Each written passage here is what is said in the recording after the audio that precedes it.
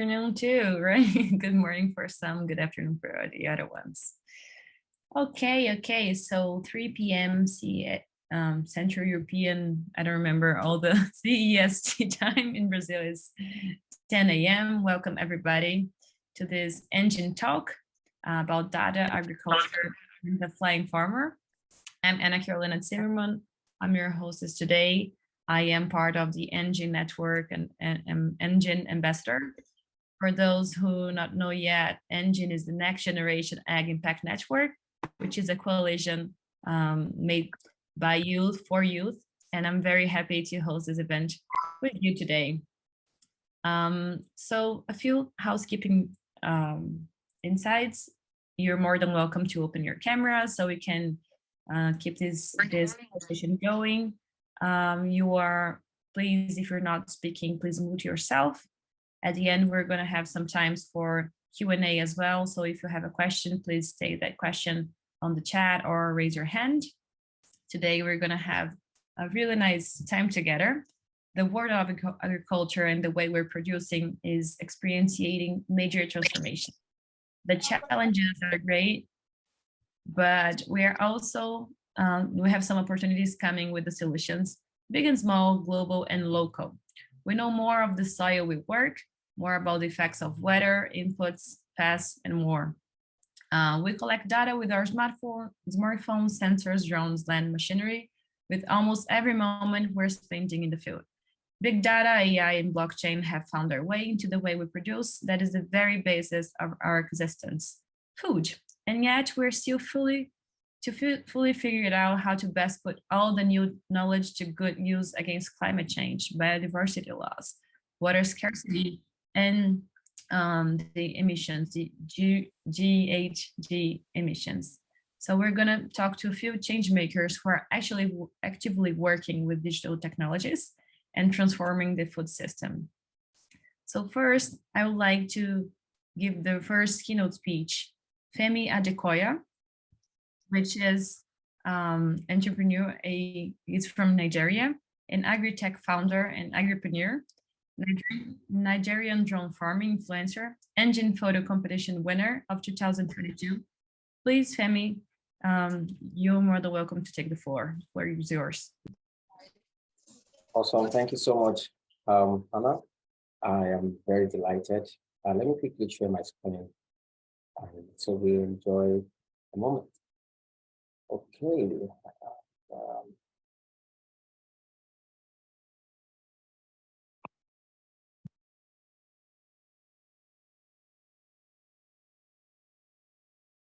Okay, please confirm if you can see my screen.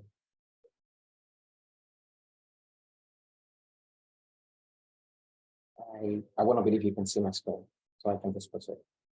And am I audible enough? Yeah, that's great. All right, thank you so much. Thanks for the privilege to be sharing my story. So today, I will be sharing my techpreneurship journey as a young person in agriculture.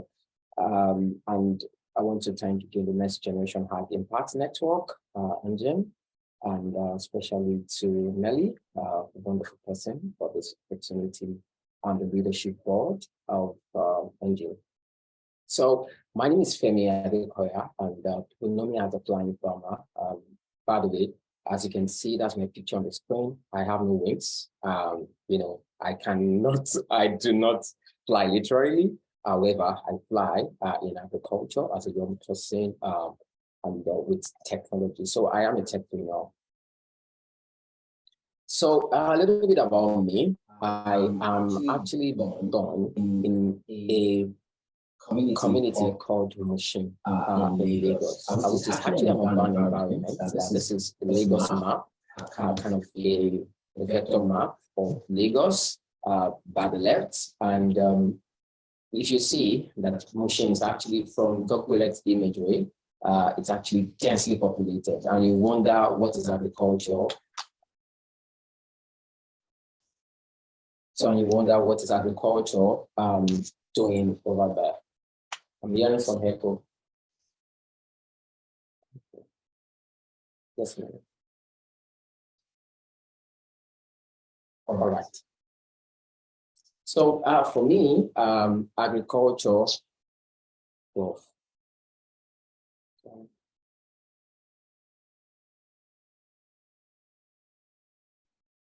I mean, okay. So for me, agriculture has actually been my childhood passion till now. And why? I mean, that's the question. Why someone born in the environment, and not that I was actually born into a farming community or a family, but I just had the inspiration. And from I would say that I have an entrepreneurship mind from my childhood. And the fact that I can plant a seed of corn or maize, or whatever you call it in your region, into the soil. And in a matter of some weeks, I am getting hundreds of that back. For me at that time, I would say I was 8 or 9 years old. At that time, I feel this is actually going to be a money spinning venture if I can be able to follow it as a passion or perhaps as a profession. So, and that was how this sparked the curiosity to learn more about agriculture. So, yeah, and I can say I did exceptionally well when it comes to agriculture related courses and all that, because I was just yearning for knowledge to be able to, get the gold out of agriculture. But, straight to 2019, yes, after my first degree, studying agriculture, agronomy particularly, and yeah, like I mentioned, academic excellence and my practice and volunteering leadership skill, I was able to bag a Commonwealth scholarship for a master's degree, also in integrated pest management. So doing a lot about pest management challenges, learning about that. And also I came across the opportunity to use the technology called unmanned aerial vehicle, which we also know as drones. So, and that's actually where the flying farmer comes from, So I fly drones, I use drones in agriculture. And yeah, and that's with my friend, Jack, practicing to actually get our license to operate, the commercial license to operate drones as one of the regulated technologies. Yeah. And yeah, upon returning back in 2020 to 2021 into the country, my own country, that's Nigeria, I started integrated acquisition where I, with the passion I have for agriculture and also the newfound technology and skill in drone technology, I started integrated acquisition, and where we are providing farmers with drone-powered solutions and precision agriculture services to help farmers to farm smarter, better, and more profitably. Profitably in capital letter, because agriculture is a business, So we want to actually help them to also be resilient and be sustainable. And we started this enterprise.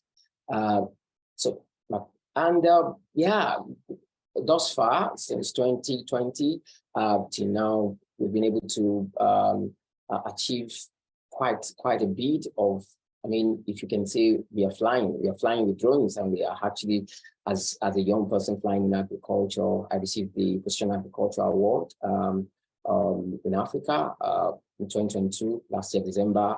And I'm also recently appointed as the country representative for the International Society for Precision Agriculture here in Nigeria, and also a brand ambassador to a global platform that connects drone data users with drone data or drone operators, be able to observe the herds, understand places, and use drone data for a lot of things: precision agriculture, environmental conservation, and many more. And yeah, it's not ended. The story still continues, but here we are. I am the co-author of the best-selling book, Drone Professional 3, and I am also inspiring the next generation of farmers and agricultural professionals to be tech inclined and digitally savvy. And that is true.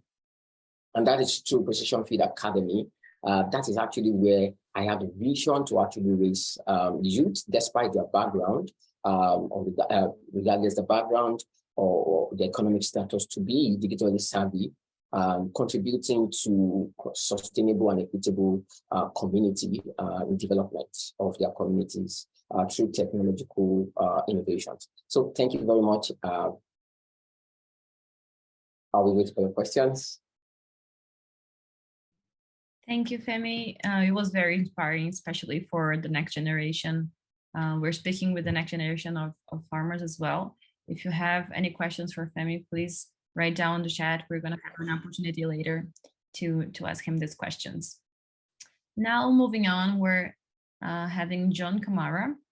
He's from Kenya, a tech entrepreneur with focus on IoT, Internet of Things, artificial intelligence, blockchain, and crowdfunding.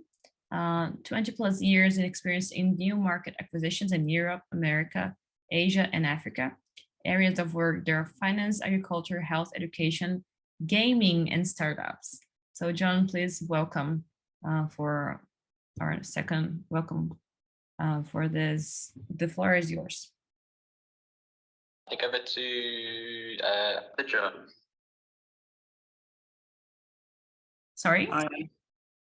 Hi. Can you hear me? Yes, please, the floor is yours. Okay, thank you very much. Hi, everyone. And great presentation by Femi. Absolutely. My name is John Kamara. I'm the founder for Adenian Labs and also the AI Center of Excellence here in Nairobi, in Kenya. We're based in 5 countries in Africa, Kenya, Tanzania, Zambia, Nigeria, and South Africa. So I'm a technology business expert for the past 15 years, 20 years, and been working a lot across multiple different sectors. And what I want to talk today about is really how the landscape of agriculture is shifting. So part of my background is engineering and how you use data to really drive a shift in food security, food production, but also a connected data network in agriculture, how agriculture data connects to other forms of data in a human life. And one of the things that we see happening here, especially in East Africa, is the use of various levels of data to begin to determine what we would then call efficient agriculture. So one of the projects that we're working on is called the One Farmer Project, which is a consortium, including the government here. And really the idea of the One Farmer Project is bringing a lot of young people together, because we also run a venture studio where we invest in a lot of young innovators in the agriculture space with really good ideas, but also how to commercialize those ideas so they make commercial business sense. And the One Farmer Project really is bringing climate technology, health technology, and agriculture into one ecosystem. And then using all those sources of data to really do a lot of predictive intelligence and predictive modeling around what does early warning look like in that particular space in regards to the climate effects of now and things that will happen very quickly. And how does that set of data also affect the type of seed that you plant within the same ecosystem as well? And also using the same, sorry, can you hear me? Also using the same piece of data as well, how do you then understand what the lifetime value of a harvest could look like, especially in very arid communities where there's a lot of problems that is happening with the effect of the dynamic change of the soil. So how do you actually predict what a harvest potentially could look like? And could you do calculative analysis and calculative modeling around that? Then the other thing that we also then look at is how do you understand the health ratio of the farmers? So by understanding the health ratio of the farmers, then can you predict the amount of sick days a farmer would have and what that would look like to that farmer's health insurance in terms of actual the farm agriculture insurance, but also what does that look like when you extrapolate that information around the food production within that particular region? So you're beginning to take different sets of data that are very consistently siloed, because climate data, health data, agriculture data, those are fundamental sets of data that form the fabric when you actually want to understand what we are going through with mitigation and a lot of adaptation issues. So when we take all this data on this particular project, one of the goals is then to be able to provide that farmer with those pieces of data in a readable version, so they can use that data to actually solve some of the initial problems that they have. Then secondly, also use that same data to provide for them a better level of education and understanding in terms of healthcare and how that affects, and then interventions that we can put in place to then predict the value of food, even including things around, what does nutrition look like from a farmer's output as well. And the third part of it is then how you use that data from a geospatial perspective to then help, the country actually plan and map out a lot of things that you're going to do around resilience farming as well, and regenerative agriculture in those particular areas. So it's been a very interesting the past 12 months. We have to use extreme high computing. We use high computing data workstations. We use high computing computational power to process the huge amount of data. We use a combination of IoT devices as well across different places as well, because now one of the things we're also doing is helping to track a lot of carbon effects, especially around gases, will also affect those places by those IoT devices as well. So it's a project that we are bringing about. We have 7 consortium of companies working together to actually build one framework and ultimately help the government here in a few of the African countries to use that as a framework to also look at the role of early warning systems in actual food security and food production and farmers across multiple geolocations as well. And for me, one of the things that I do also, having been involved in this sector for quite a while, I develop a venture model studio where I help agriculture companies or innovations scale. How do you scale this business across Africa? Because ultimately, as much as they're impact driven, we have to create a commercial agenda to also help the businesses actually provide value and also increase the value back to the farmers or to the sector at large. So one of the interesting things that we're actually doing right now, we're training what we call carbon expert representatives in rural communities. Because what you realize is, and we're taking a lot of the agri-extension workers, the VBAs, and we're retraining them to become data experts. At the same time, also training them, laying a level of knowledge on them around becoming carbon representatives of how they help the farmers to actually understand, the process of, extracting value out of this industry. Because in Kenya, one of the big things is we're pushing people to plant trees. So planting trees, every farmer is being encouraged to plant trees. So how do you actually understand this process? How do we create jobs out of this process as well? But what are the skills that we need to re-empower people with to actually create the new jobs and use those jobs to create a whole new ecosystem? So, and youth unemployment is a big thing. So how do we get more young people in agriculture?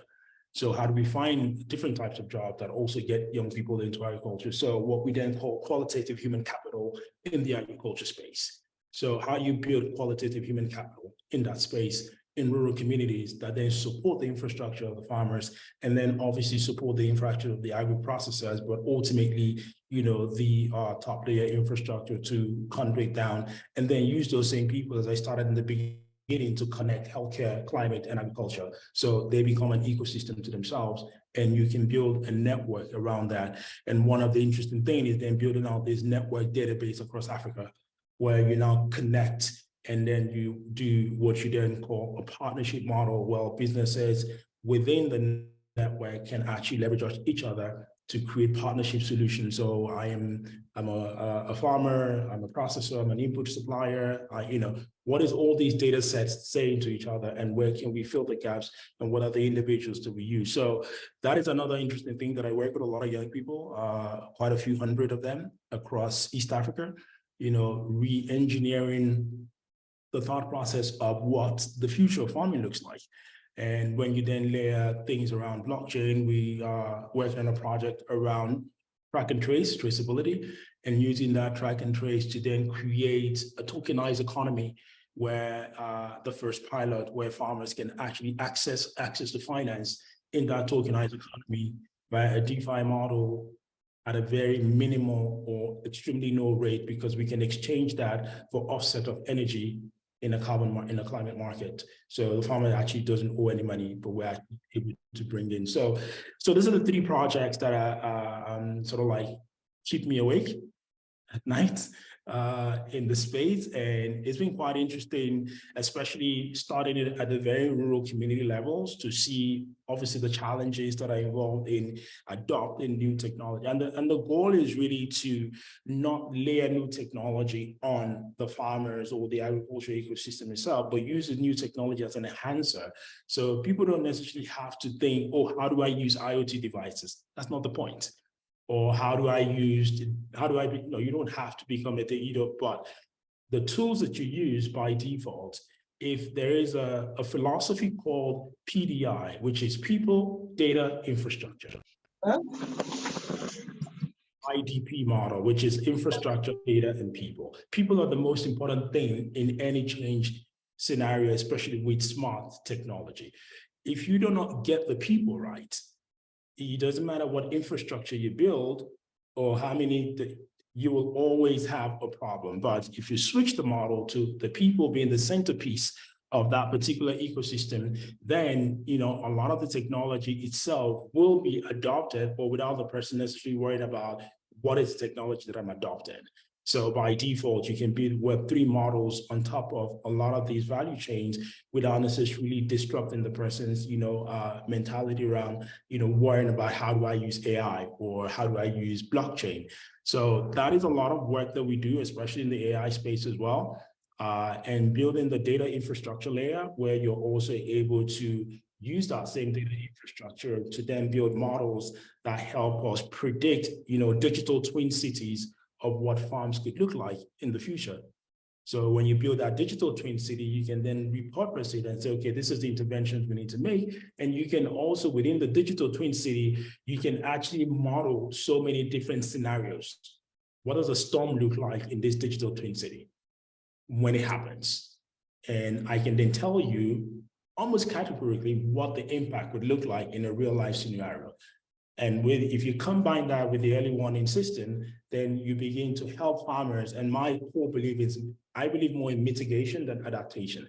I think if you use data, you can do a lot better mitigation and prepare people rather than trying to adapt, because the techniques of adaptation, a lot of the climate effect will happen over the next 20 years anyway. There's nothing, we can only reduce in the next 20 years what will happen by the things that we do now. But for the next 20 years, certain things will happen because the effects have already started. We can't stop that.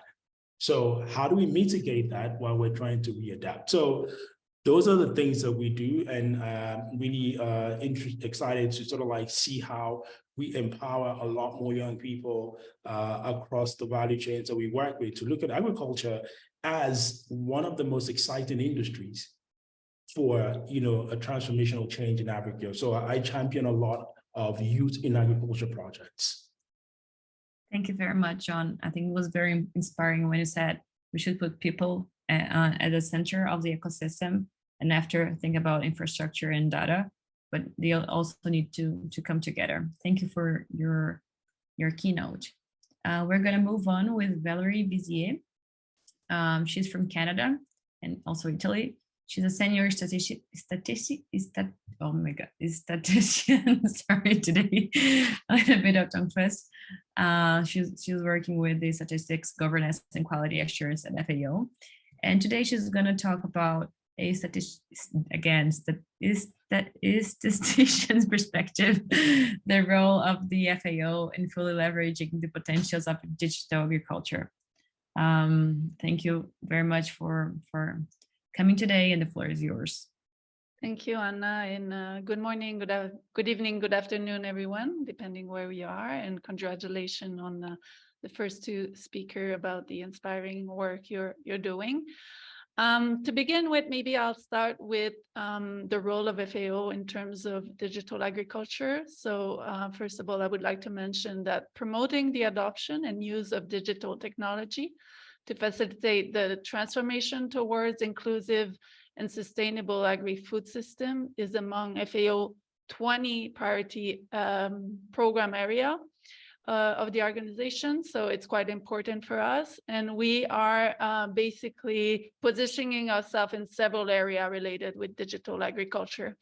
The first one is we generate and promote global digital public goods that can improve the collection, analysis, and access to data to digital tools. So FAO is producing a large amount of data on food and agriculture. Our FAO-Stat database is probably the largest database on agri-food data. So we want to use this information to help farmers and stakeholders, supporting them in taking better decisions. So we have established an FAO digital service portfolio, which is a collection of national and global digital tools that can be used by farmers or extension workers, for example, involved in the agri-food system for better decision making. And so we have various apps that are available. One of them, for example, is the FAO Digital Service Portfolio application, which is a cloud-based design platform, designed to disseminate information in the food and agricultural sector and scale up agricultural services for smallholders and family farmers in order to foster digital inclusion. So in this app, for example, you can find information on weather and crop calendar so that farmers can adjust their schedule and production activities. You can find information on livestock, so related information on livestock production methods and how to ensure their health. And so on. And this is implemented in several countries. For example, in Senegal, we have more than 300,000 smallholder using the application. We also have the FAO NGIN geospatial platform, which is an impressive collection of specially representative data. So data that is produced by FAO, data that we collect from national government, from private sector, from other international organizations, and we provide all those tools in an open format and free of charge. So we can maximize their reuse in the context of smallholders and the new digital sector for agriculture. Another area where we specifically work is we promote the use of digital technology in food and agriculture production, like I mentioned this particular example, but also in early warning system. So we promote the example, for example, the use of drone, Earth observation in, for example, locust monitoring to predict the locust movement themselves, but also predict the rainfall, vegetation, soil moisture that have an impact on the breeding of locusts, so that we can better prevent the patterns and the intervention that will be done. We also have a specific digital tool called the eLocust 3M, which help collect data on desert locusts for control operation and forecasting. We also have a line of work regarding digital technology for sustainable market, trade, and digital finance. So we have found evidence that mobile phone application that provides price information can help reduce price market distortion and increase production income for smallholder. For example, when smallholder can access price information and there's for important commodity in their surrounding market, they can take better decision into where to go to sell their product. We also work with government and partners to find fintech solutions, so apps that can help farmers access financing. but also where they can put their savings. So we have this initiative, for example, in Uganda called AgriConnect, where we offer this app where farmers can take small loans for the short-term season and put their saving in the form of an e-wallet. So that it's really to expand the financing opportunity for smallholders. Finally, in terms of the statistical activities, we have a specific line of work in terms of analyzing the impact of digital agriculture technologies. So at the moment, it's a discipline that is evolving at exponential pace if we think about AI and new technology. So, but the thing is that the world does not fully grasp the impact, both negative and positive, of digital agriculture technology. And here, as a science-based organization, we think that FAO has a clear mandate in trying to provide evidence on these impact and all their aspects, and also in terms of the gaps in terms of policy mechanism that can help prevent the negative impact, but facilitate the upscaling and grasping the opportunity of digital agriculture. So we really need to work on providing more relevance on that regard. So we are working on a new flagship publication, which will be produced every 2 years. It's called the Agri-Food System Technologies and Innovation Outlook. And really in this new flagship publication, we will report every 2 years on the update of technology, science, and innovation in the agri-food sectors and their general impact. So we have a list of indicators that will be monitored over time to look at the progression of the uptake. And then each of the publication will often focus on a different angle. So particularly zoom in on particular technology or innovation that are emerging so that we can do more in depth in terms of their impact, scalability, and the policy recommendation and mechanism that needs to be put in place in order to sustain them and prevent the negative impact. So all our work is done in line with the existing framework that guides digital technology. To name a few, we have the principle of digital development. The UN Secretary General has a roadmap on a digital cooperation, so how we can best partner with the private sector, the research community, and so on digital, and farmers, of course, on digital cooperation. We have signed the Rome Call for AI ethics. So, and it's 6 principles around ethical approach to artificial intelligence. So every research we will do will have this lens, of course. And of course, we notice that there are gaps in existing principle. One of the big gaps at the moment we have is the use of data generated from digital technology. There's no global international data governance framework where we could really discuss what could be the principle of data governance in terms of using data while protecting the privacy of the data provider and the aspect related to intellectual property. There's no fora at the moment in terms of international debate. There's not enough policy around those items in several countries. So this is a way forward that we see at the moment. And as a hot topic right now, the Committee on World Food Security, which is the body within FAO that provides recommendation on achieving food security, is currently looking at policy recommendation for the collection and the analysis tool for food security and nutrition data. So the question of data governance is really a hot topic here, and we see big gap in terms of bringing this forward. So I'll stop here, Anna. I'll give you back the floor. Thank you. Thank you very much, Valerie. It is a big topic, data. In fact, last year Nelly also was there. in a high level dinner about data and how we can actually better access data and use it. Thank you. So right now we're starting our questions. I have a few questions with me, but please put your questions in the chat.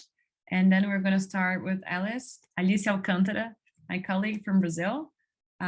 She is working at ICA in the digital agriculture. She's a digital agriculture representative. And so Alice, I would like to start. I've heard once that the future is already there, but it's not well evenly distributed, right? So we have the technologies, we have the proper manners and the good practices, but sometimes it's really hard to really give people access. And you're studying how can you do this diffusion of digital technology across your work as well.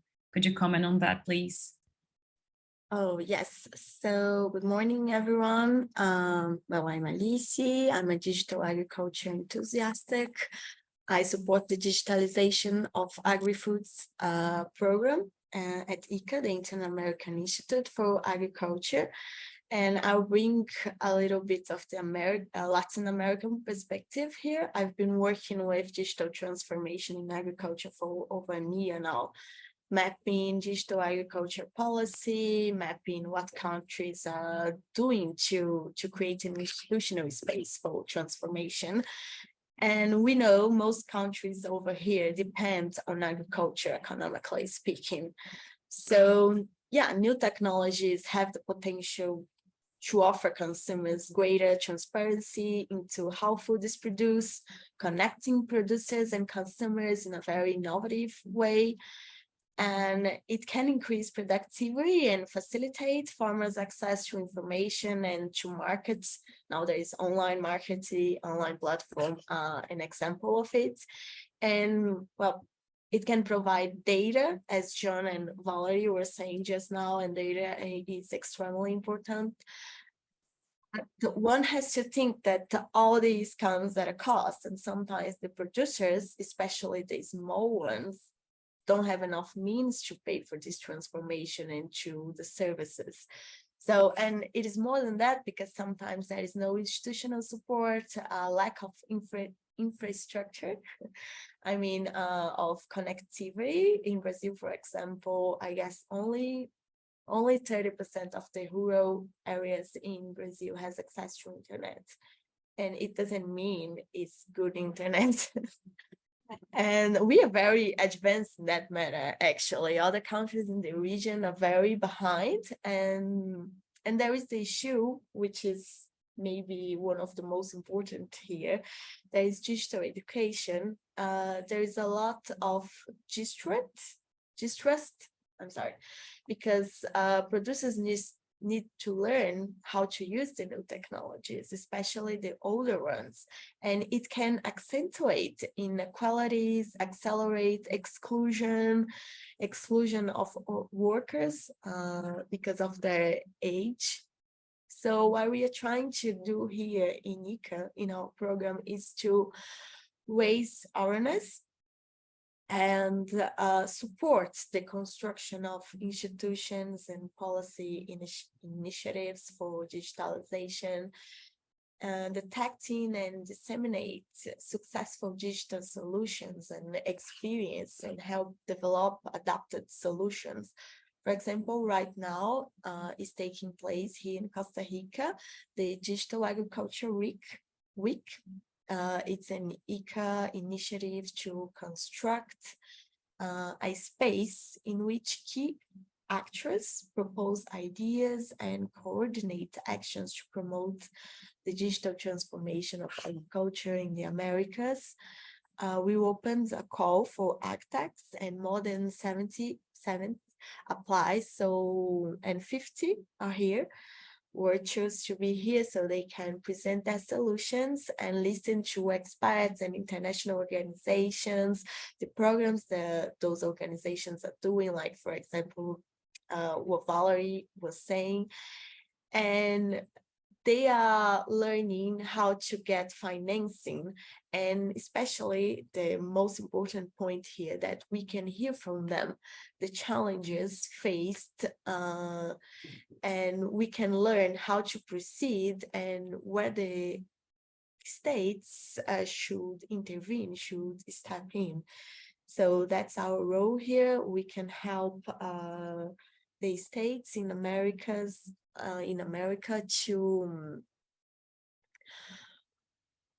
to create initiatives, to create an institutional environment where the digital transformation can arise.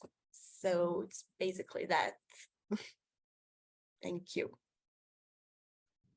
Thank you very much, Alice. You said you're looking for ways of financing those new technologies. I would like to get back to Femi and understand a little bit more about those drone technologies. If they're still expensive in the market, how can they become more accessible to the farmers? How can we create these win-win situations with the value chain? And Babatunda Yunusa also asked, what are the steps to obtaining in obtaining a drone? So if you could please tell us a bit about it.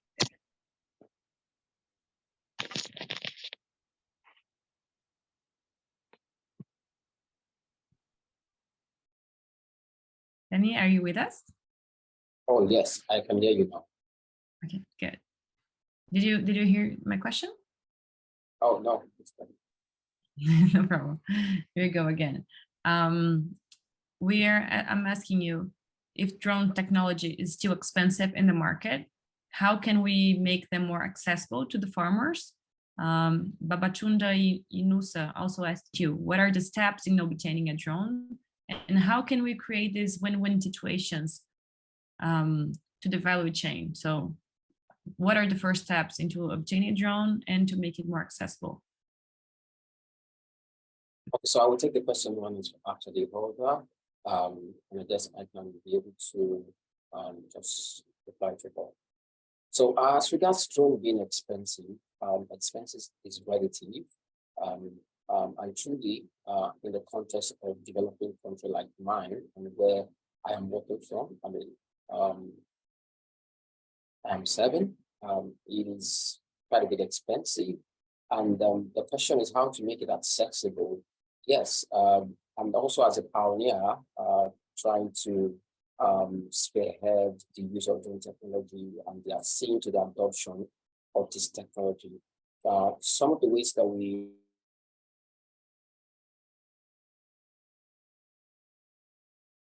I run a company called Integrated Acquisition, where we provide drone services to farmers.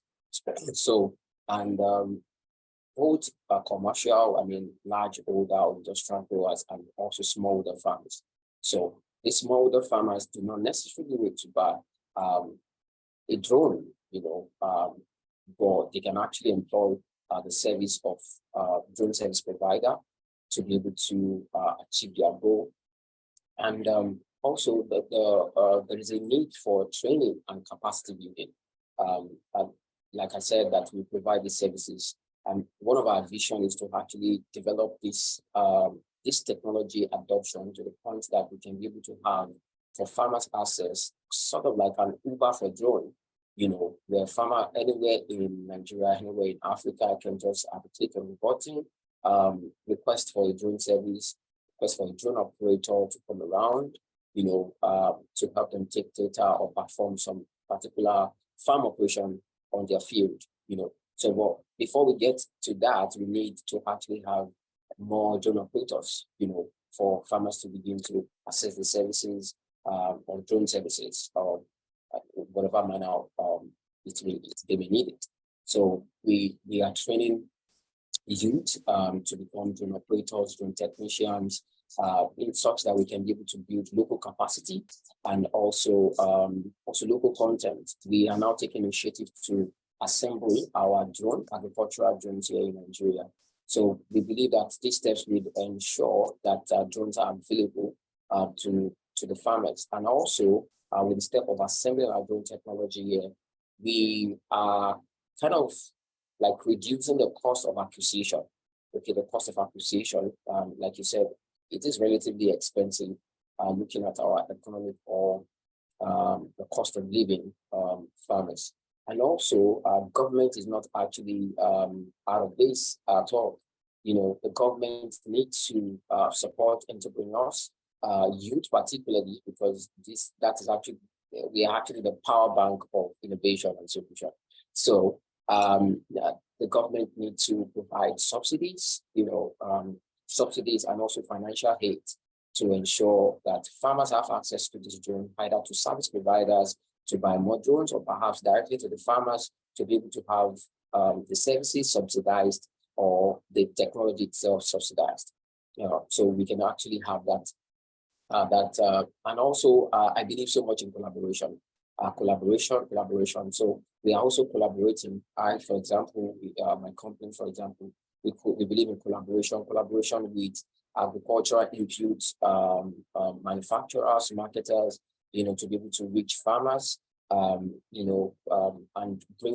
ensure that the benefit of drone technology is brought closer to the farmers. So through collaboration with government, also collaboration with other agritech stakeholders, those who are into mechanization, we can be able to come together as a force to be able to bring this technology forward to farmers. And now to the question on, I guess Ibrahim's question on how to get drone. Depending on the country that you're in, every country has its own law or regulations regarding drone technology. So I may not be able to answer that specifically on how you can get a drone. You need to actually check with your local regulation. And so I hope I answered that question. Are there still other questions I missed out? Thank you for now. We're still keep going. And for the question at the end that we cannot answer, I'll ask them so we can answer by email. For now, thank you very much, Femi. For now, I would like to ask Valerie, also blending two questions. So Nimesh is asking is there any multi-stakeholder project initiative where research institutions from public and private sector comes together to share data and advance scientific research and plant protection, etc. And if there is, also, how can we make sure that we cannot break data privacy, especially data privacy rights of the source? Okay, thank you, Anna. Yes, in terms of multi-stakeholder partnership, we have a partnership, actually, division just to handle all the partnership with private sector, research institution, governments. So we bring people together.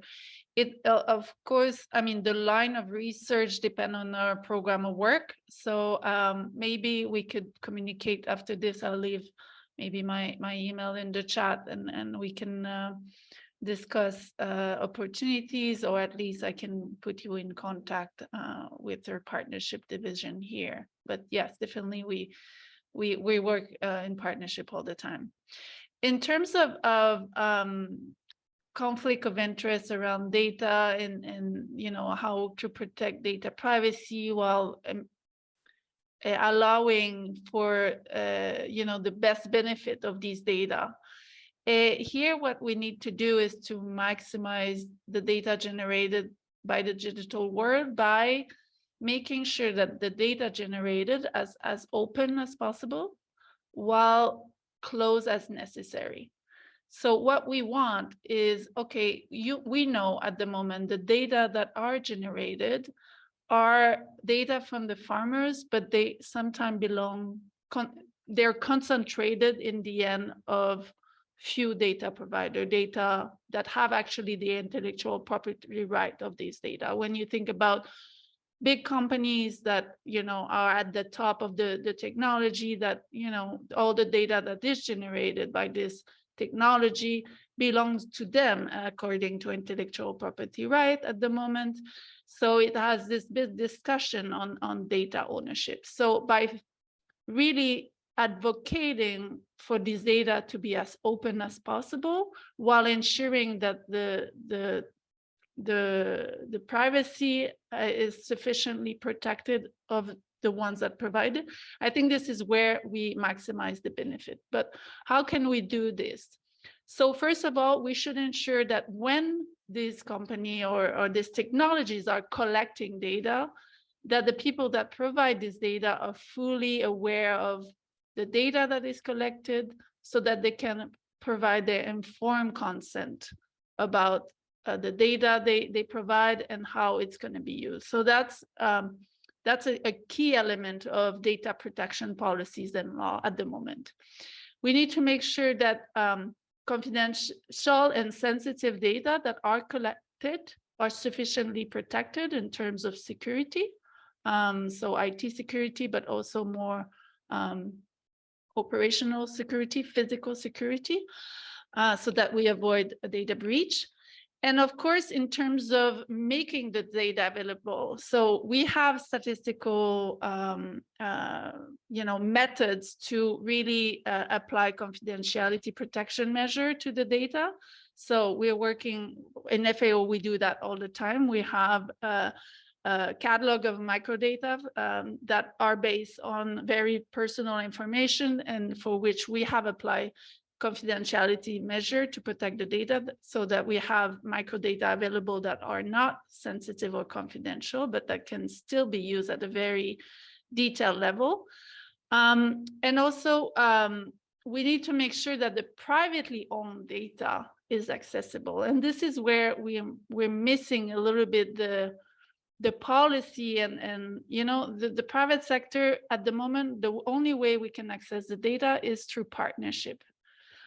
There are countries, for example, at the European level that works on regulation, that if we found that data that they own are of public good, we could require them to provide us the data.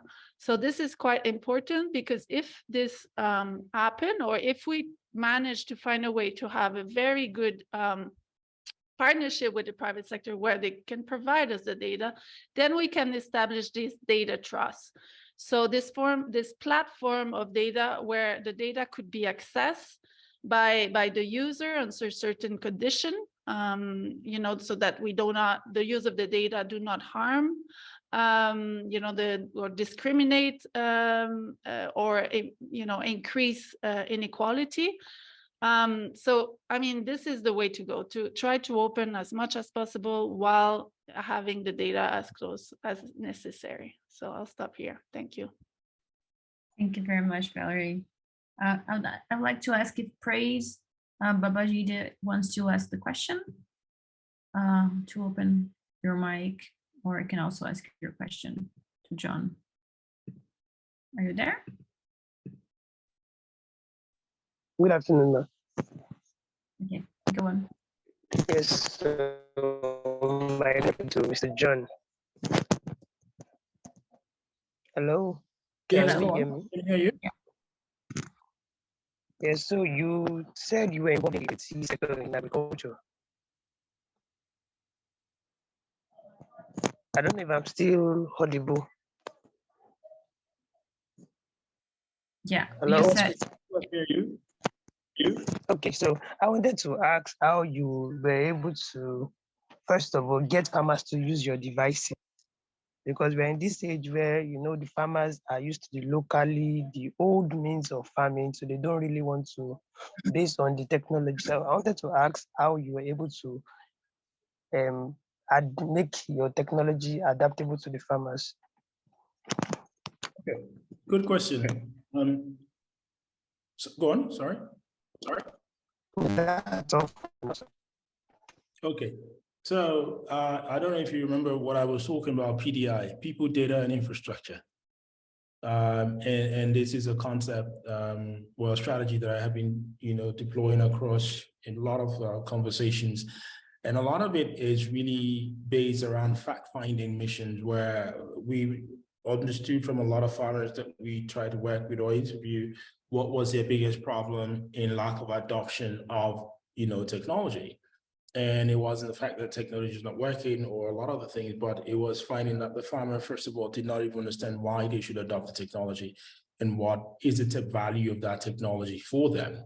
So in a scenario where, you know, you build a solution and you provide it to the person, and in this case it's a farmer, doesn't necessarily mean that they will adopt the technology, because change management is also a very important part of any transformation. So just the same way corporate organizations have to go through, say, change management, think about the farmer as a corporate organization in his own ecosystem. So he also has to go through a transformational change. We focus a lot on people, first of all, to really understand where we get the people to buy into, you know, a solution for them and not a technology. The technology is a secondary access. So once they buy into a solution for them, they understand why the solution, and a lot of it, we discuss commercial values. What is the commercial value for you as a farmer? And if you're able to go to where the farmer has needs and you show them exactly how you are going to be able to either increase, reduce, or whatever way the commercial values work, and also improve their lifestyle or their quality of life and these things, then it's a lot more easier for them to, not always, but at least the kind of traction that we're getting, they become more champions for you, because what you don't want is to incentivize them to use technology. And when you don't give them those incentives anymore, they just, and we've seen so many projects that have done that. So really the concept of a PDI model is what we adopt, which is people first. And once we understand with those people, we try to understand the assets that they need to improve their lives, and what we, you know, them themselves becoming that improvement life value, before we then start laying what we call infrastructure, which is technology on top of that solution that we're building. So that is how we are getting some of the success that we're having so far in changing, you know, the way farmers sort of like adopt or sustain technology that you brought to them. And I can share a lot more use cases later on if you contact me. All right, I would love to contact you, sir. Also, I have another question. Sorry, Praise. I'm afraid we're running out of time, but I encourage everybody who had a time to ask their question to write down their emails, and then we can reach you back with the answers on the chat. Thank you, Praise. Finally, I would like to ask Alice to give 1 minute conversation about what are the economic implications of adopting data and AI technologies in agriculture in a farmer's level, please.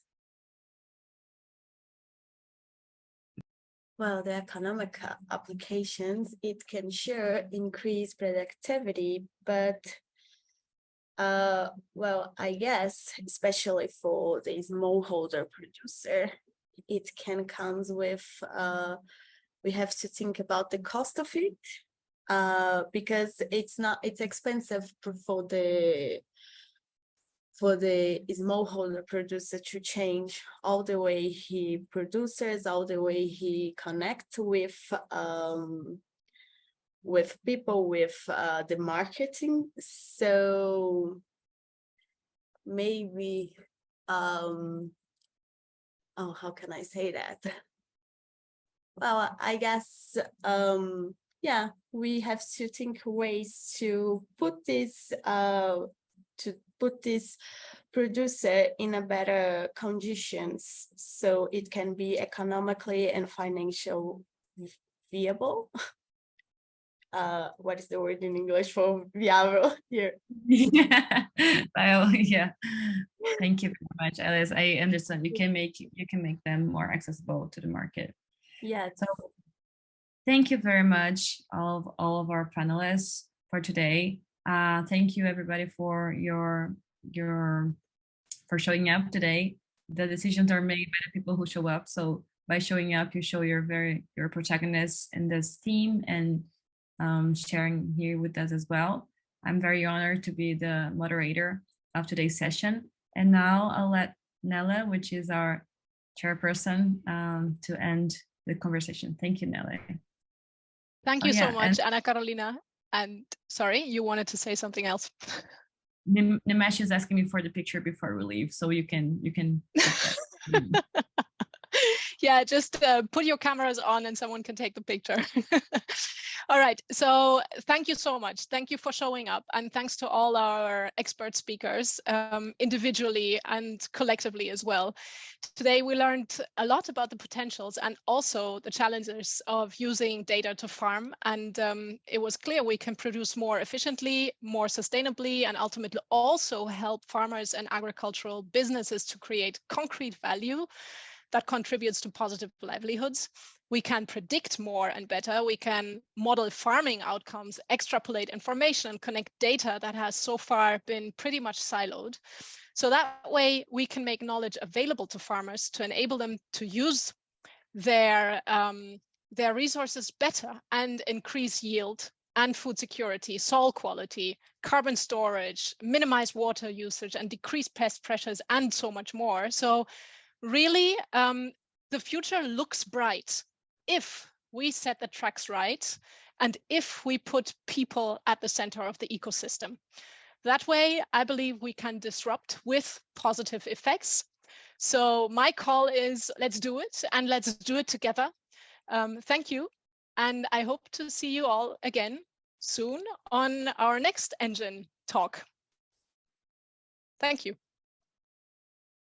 Thank you. Goodbye, everybody. Bye.